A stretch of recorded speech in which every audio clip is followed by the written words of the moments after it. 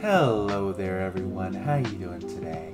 I hope you're all well. Today we're going to r/entitled people, where people are truly entitled. If you enjoy, remember to like the video, subscribe to the channel, leave a comment down below saying which Reddit stories you want me to read in the future, and without further ado, let's get started, shall we?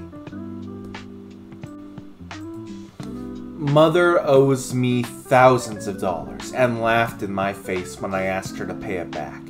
I'm not sure how to approach the situation. My mother fell victim to a trading forex lifestyle in 2016. She didn't get a job until earlier this year because I moved out and she wasn't able to use my paychecks anymore to pay their bills. From ages 14 to 21, she has pawned countless of my favorite items, Xbox, my KitchenAid mixer, and so on. I was told once I found out, in addition to this, she has taken all the money that relatives sent me for my birthdays, Christmas, and graduation during those years. She has routinely siphoned my paychecks as well, setting up those quick app loans in my name. I received my first credit card at age 18. She ran it up over the limit and didn't pay it back. I am still unable to apply for any credit card that isn't secured. Throughout all of this, she promised to pay me back. Of course I believed her. It's my mom. After a while, I stopped keeping track of all the money she's quote-unquote borrowed, but I know it's like more than $5,000. We have an arrangement where I told her instead of paying me back, she could buy me a car, which she has been promising since I was 16. Last week I told her I've been looking at cars and she seemed enthusiastic, excited to help. Well, I called her yesterday to let her know I found a car and asked how much she was going to contribute. She laughed in my face and told her she wasn't paying for anything. I said, okay, well then give me the $1,000 she owed me.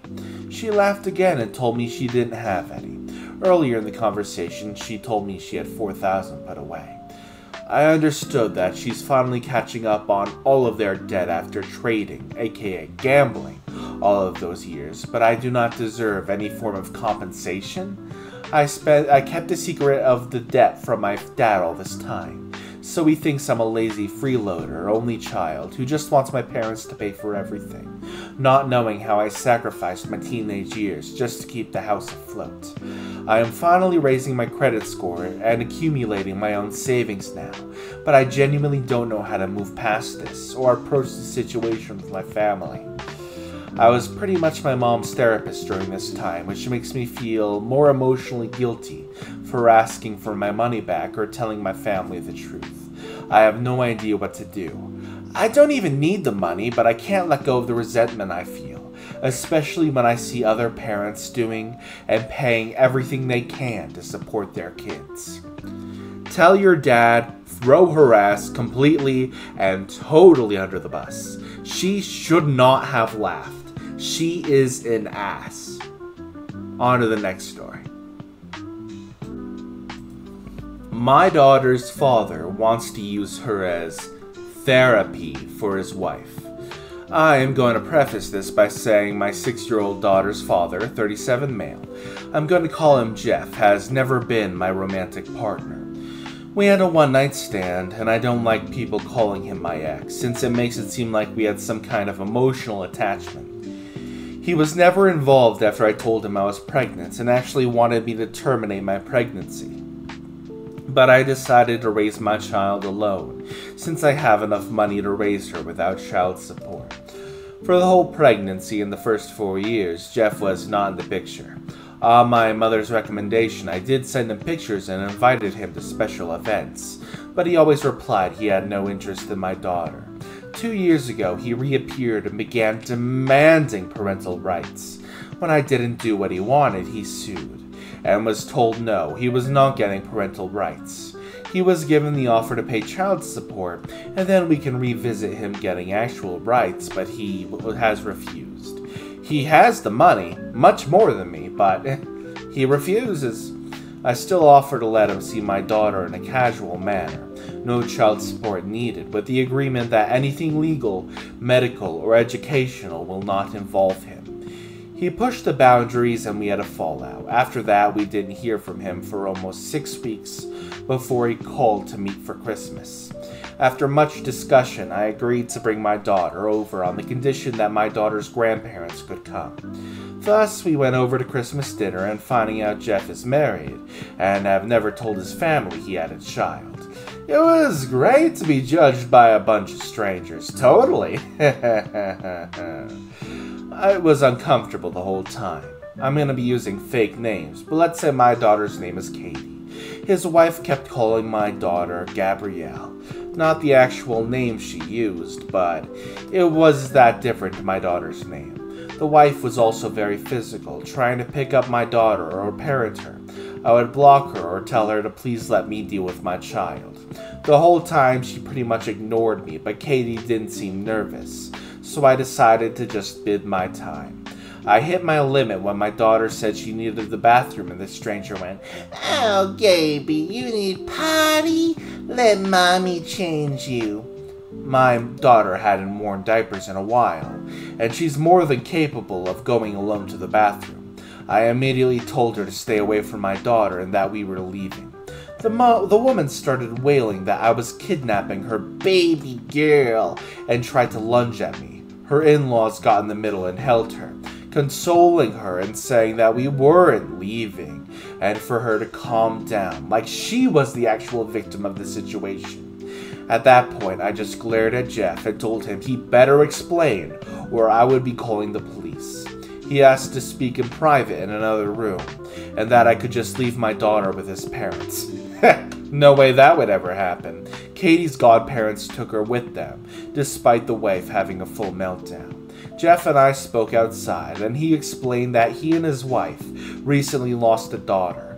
I'm not going to give specific details on all that. I'll say it was sudden and nobody's fault. And as I can only imagine, it caused some psychological issues for the wife. Apparently, he had the brilliant idea that having Katie pass as their lost child would help his wife. Without telling me, of course, and that's why he wanted visitation and parental rights. He pleaded for me to leave my daughter with him for a little bit. I asked what was his plan when his wife heals. His response was absolutely disgusting. "Well, I'll just send Katie back with you, and it'll just be like before." I told him he was insane if he thought I would let him use his daughter like that. What his wife needs is therapy with a professional, not feeding her delusions. And I thought I would not let that woman within miles from my daughter. He told me I was being cruel and didn't know the pain of losing a child. I agreed with him, but reminded Jeff that my priority is not his family, it's my child. And what he and his family do to work through their grief has nothing to do with us. I also told him to call his lawyer because I am making sure he never has contact with my child. So, that's what I'm bracing for. He's been blasting my phone since Christmas, but I can easily ignore him. My daughter and I are doing a small travel vacation. This isn't an update, just something I feel needs to be said. My daughter is set for life monetarily. She has a trust and I make good money in my position. If she was 18 right now, I could put her through college without a loan. She doesn't need child support for quality of life. If I could get child support and never worry about her father trying something, I would be suing him in a heartbeat. But after talking to a lawyer and realizing the risk, I have taken the decision that child support or possible inheritance is not worth my child's safety. Safety is always first.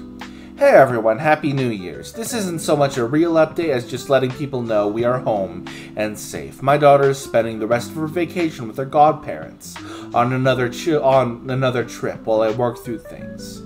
Moving might be something I'll be looking into, though that is a long-term plan considering all it takes.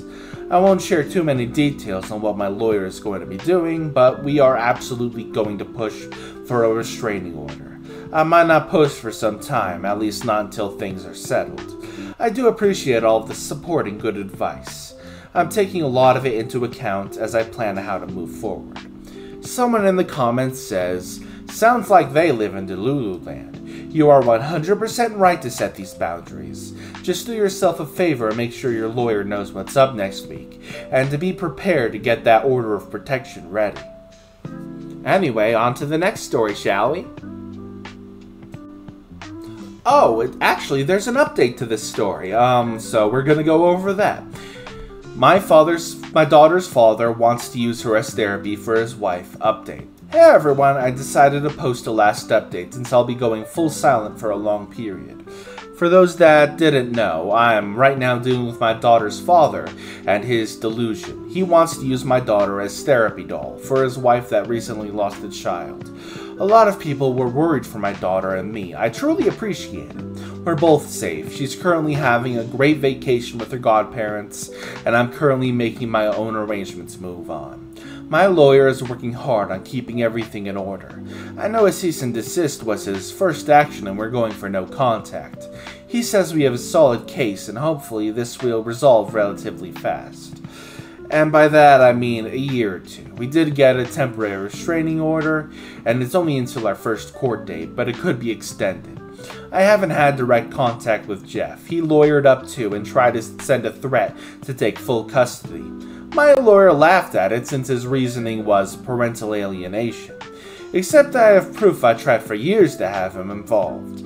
Apparently turning in a few emails showing my attempts was enough to get them to change parental alienation to a different reasoning. My lawyer is not worried in all honesty.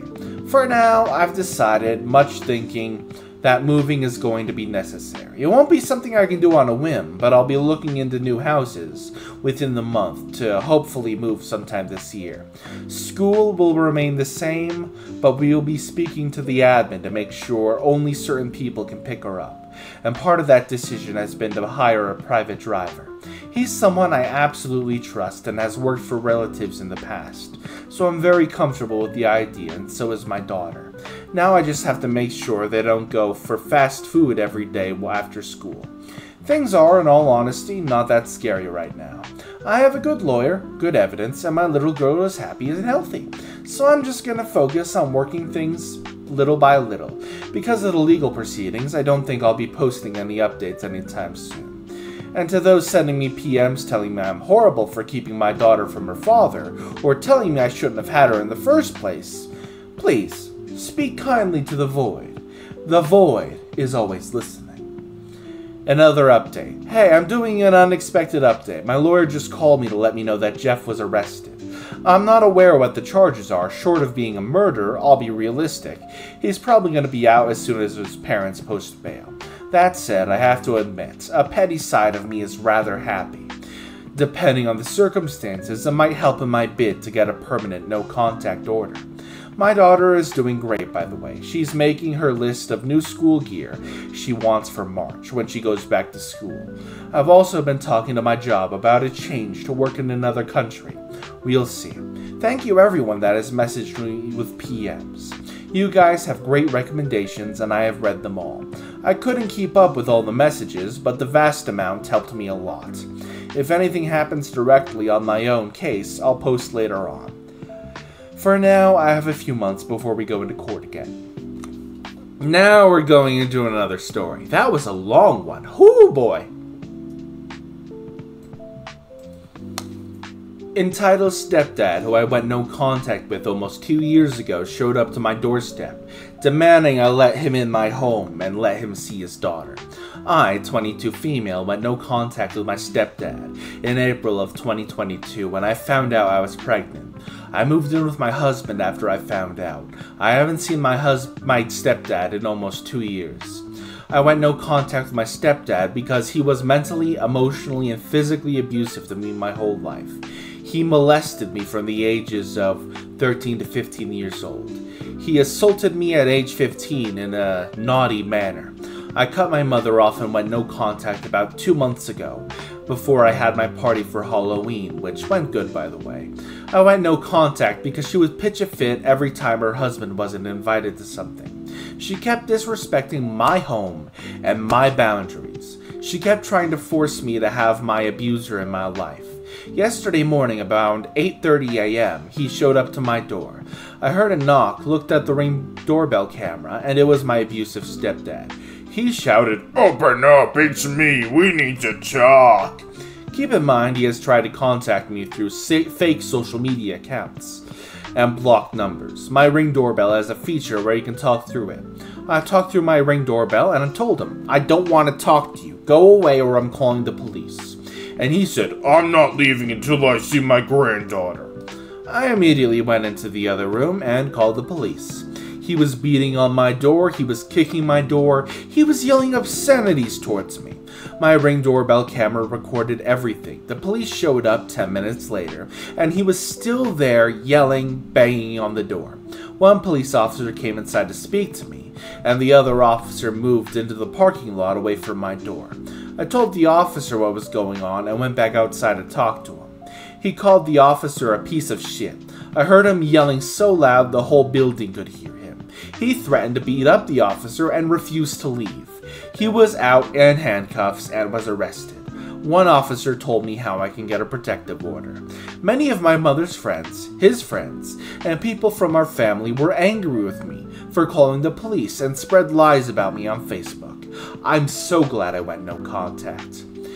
If you're petty like me, on every Facebook post spreading lies about you, post the videos as a comment. I don't know, something about me is just guessing it'll change the vibes a little bit. Anyway, that's the end of today's stories. If you enjoyed, remember to like, subscribe, leave a comment down below, and all that other stuff.